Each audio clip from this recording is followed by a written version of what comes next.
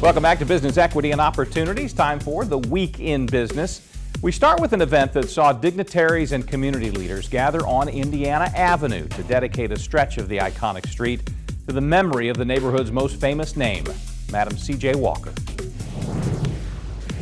This is Business Equity and Opportunities. This Week in Business. First of all, we believe that because the Walker is the pinnacle of the avenue, there really is no Indiana Avenue at this point without the Madam Walker Legacy Center.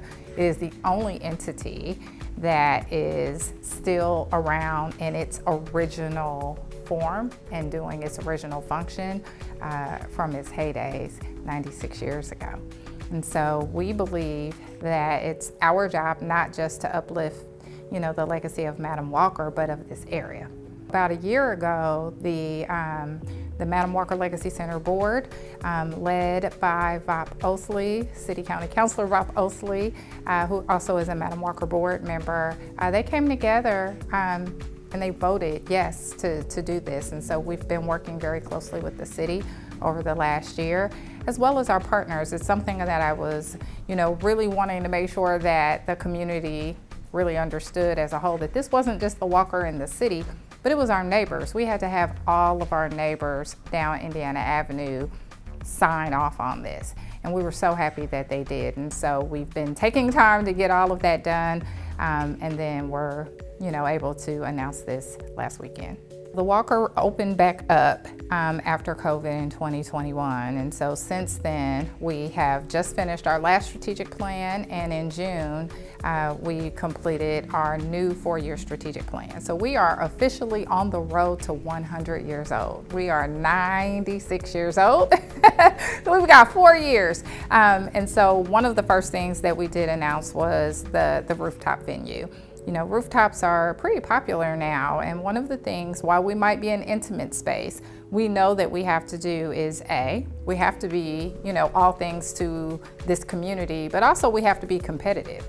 And indoor-outdoor spaces are important to most venues now, and we want to make sure that we're being competitive by having one ourselves. And so we're really excited about that. But, more importantly, the Walker is now 100% debt-free.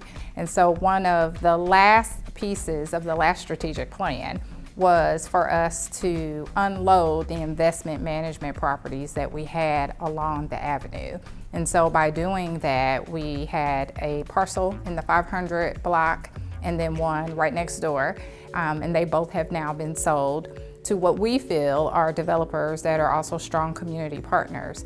And being able to do that has given us the opportunity to be debt-free, but also to be able to create an endowment so that the Walker can be financially sustainable moving forward.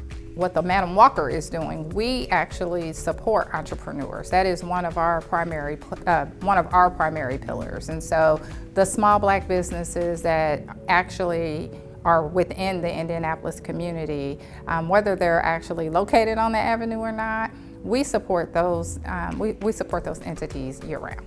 Just the fact that her legacy is living on. I think that's what gets me the most excited, because I'm from Indianapolis, so I've always heard, I grew up here, I've always known about Madam C.J. Walker. My grandparents always told me their stories, and now to be able to create something new that will be a legacy, something that I can share with my son and that he would be able to share with his children. That's what gets me the most excited, is that it's not just remembering the past anymore, but we're creating history right now. This Week in Business is made possible by InnoPower.